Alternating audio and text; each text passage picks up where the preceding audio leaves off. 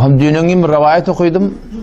Yeng da teoren. Şun şu sahabe-i kiram radıyallahu anhum Peygamber Aleyhisselam yaralları Mektebi Nebi Huda Aleyhisselam'da şöyle bir ham terbiyet bolupdur. Şöyle korkuyallamıştı keoren. Ne beden korkuyallar? Men münafık olamay. O da kim? Sahabala. Dağyalı imanları var. Yine şöyle korkorlamıştıklar. İbn Ebi Muleyke rahmetullahi aleyh Ravi Bukhari men niye 30 nefer sahabanı gördüm diye. Lap Nebi Huda Aleyhisselam'ın değil oturup dert alıp şöyle bilece cihada gidip bilece namaz cemaat ayetlarda hemişe bile adam şöyle adamlardan ben 30 adam gördüm diye sahabalardan. Şöyle 30'unun da bir korkusu vardı diye yüreğinde. Gurunda şöyle da şuna ihtiyaç diye men münafık olamayım. Men münafık değildir ne şey? Emiş Allah'ın münafık olmasam ben razı. Şicri kaygı bazı sorularda diye. Hatta Hazreti Ömer yalak adamdı. Huzeyfe ibn Yaman radıyallahu anhu Hazreti Huzeyfe Peygamber Huda Aleyhisselam şuna münafıklığın adını ettir. Münafık diyen adı Müslüman neydi da? Adı Müslümanlığın yaşak etpe yani Huda Teala'nın kafir yöne. Hazreti Ömer radıyallahu anhu şu Hazreti Huzeyfe bir gün çağırıptır. Ne için çağırıptır? Peygamber Huda Aleyhisselam şuna şu ümmette 300 neferinde adını veriptir. Şi falani ol, şu münafık şu deyip. Hazreti Ömer radıyallahu anhu şunu çağırıyor. Bir yerik geliptir. Neme? Onu deyiptir. Şu Peygamber Huda Aleyhisselam münafıklığın adını ayıttı. Men adım bağım şunu yok. Ne şunu ayıtmağa deyiptir. Şu kaygıtıptır şunu. Onu sen adın yok deyip diye adam. Başka kim men bir fermandar, ustandar, bağışlar koyuyorlanma. Bunun içinde bağım bir bad et diye. Adını ayıtmaktır ya. Bir bad et diye. Şolun içinden şunu Hazreti Ömer taylap çıkarttır diye sonra. Yani şolarda bir kaygı varmıştık da. Yani ibadetlerine, zatlarına esten şöyle fakirlanmaklık, ödülünü ulakan görmeklik.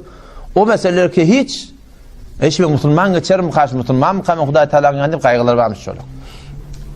El-Bidaye ve Nihayede İbn Kesir rahmetullahi aleyh hem müfessir ve hem müverrih tarih kitabını getiriptir bir tane vakıanı.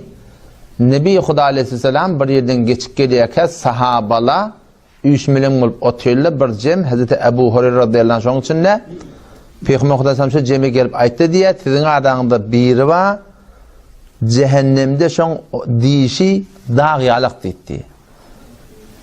Dımdır sahabala otuyor keptanak. Yani Peygamber Huda Aleyhisselam demekliği şu manada sizin adağından bir cehennemi boluyor. Deyip ayıttı. Ondan Hazreti Ebu Hureyre radıyallahu anh şu cemde Hazreti Ebu Hureyre radıyallahu anh şu cemi gözün altından alıp gelip bir. Ne yaparım öyle yaşlılar? Haytı bir adam kabul eden şu cehennemi diyen kim karşı o? O zaman şun adamlar gözün altından ya 10 adamdır, 10 adamdır, 15 adamdır. Şun hemmeti ölüp gidiptir. Hemmeti de kavuluk böyle öldü diye. Namazlıca, dehretin başında, namazın başında, secdede, meydan cihatta kavuluk böyle öldü diyen kala. Fakat bir nefer kalıptır. Reccal benne Anfuva diye adına. Ev Anfuva. Şu Hazreti Reccal bilen Ebu Hureyre kalıqlı. Ebu Hureyre de gördüğü Reccal bir ecib adam. Abdullah ibn Ömer radıyallahu anhuma şunu övüptür. Bizim ulukanımız. Hafız-ı Kur'an'mıştık. Ehli ilmi, ehli fezilmiştik öyle. Teheccüd gozarmıştık. Güdüyü açtımıştık. Ebu Hureyre için tepki bir bila bizir adam men adacak mıka men yadacak mıka deyip ödüne götüp ketip ta ki Nebi Huda Aleyhisselam dünyadan gittiye o sonra Muselime Kezzab Benu Hanife diyen tayfadan iddiayı nübüvvet etiye yalandan men peygamber deyip 3 nefer iddiayı peygamberçilik etiye sonra bir denana ikili erkek adam birisi Muselime Kezzab biri Esved Anesi başka bir denana. O tam şunna Hazreti Siddiq radıyallahu anhu yankı Reccal benne Unfuvani çünkü şol Muselime Kezzab'ın tayfasındanmıştık. Şolunu bir cemaat ben iveriye barfen şol öz kavmin bilen gurrun et. Ve şun gumrahiyetinden milletin necat ver. Ten her namuti öz kavmin, öz milletin adamı, öz tohumu diyeceğinden ten kefine kavgulu atar diyen gurrun şunu verdi diye. Ten git gurrun açıla verin. O ham beylek baranna Musaylime kezzab hak yalanna men peygamber deyip beren men evinden çıkıp men karşı alıp telik edip hormat edip attan düşürüp o zaman böyle oturuşup meni cildine girdi diye adam. O ham gıdıl pişnat verdi yani falanca kilo gıdıl falanca pul hükümetimin yardım tana beren yani bir kefayet etti. Neme? Onunla sen ayet Muhammed Aleyhisselam aytti ki Musaylimiye de nübüvvette sehmi ba. Şu da men peygamber deyip şu da yalanın ne? Şun hakkında da aydan kep ba. Sen şu kefa ayet deyip aytti. Ham şondan niye? Bardı diye yararların yanına bir tovar sahaba, bir tovar tabi'i şolan arasına barıp hava men peygamberden bir eşten görürüm ma şu Musaylime de şu nübüvvette bir sehma deyimer mi? Ne kadar adam murtet boldu diye. Yani şu bir mantığın ulukon takdiri bir hak diyende ne kadar kömekçi oluyor. Başka kim bilir falan takdir etti. O bir hakka hak deyse ne kadar şol hakkı yeri vurmakına sebep oluyor. Şu ulukon takdir etti diye. O da ulukon sahaban biri Peygamber Aleyhisselam yanına gelen adam.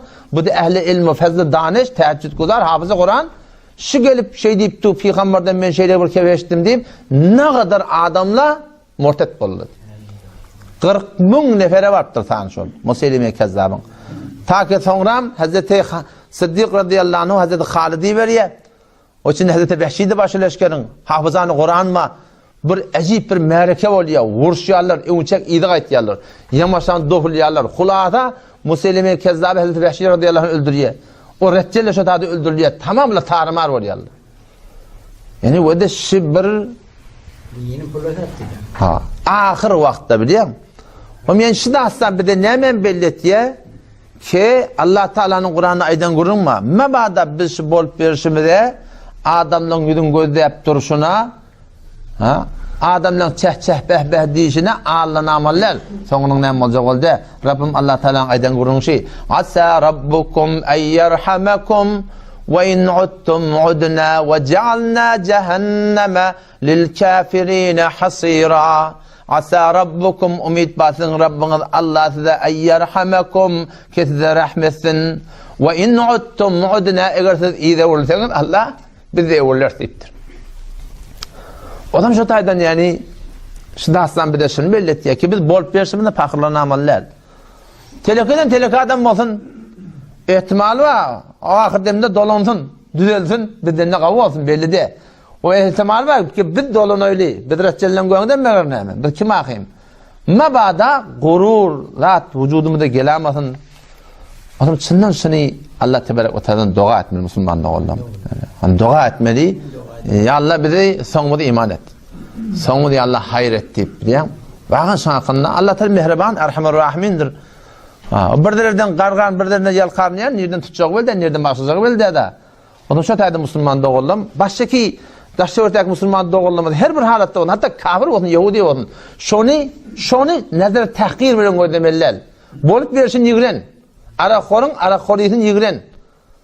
Ekerden uğrayan yigren. Ama ödün yigrenme. Yahudiyeti yigren. Ama şu Yahudi adam şayet tövbe etsin.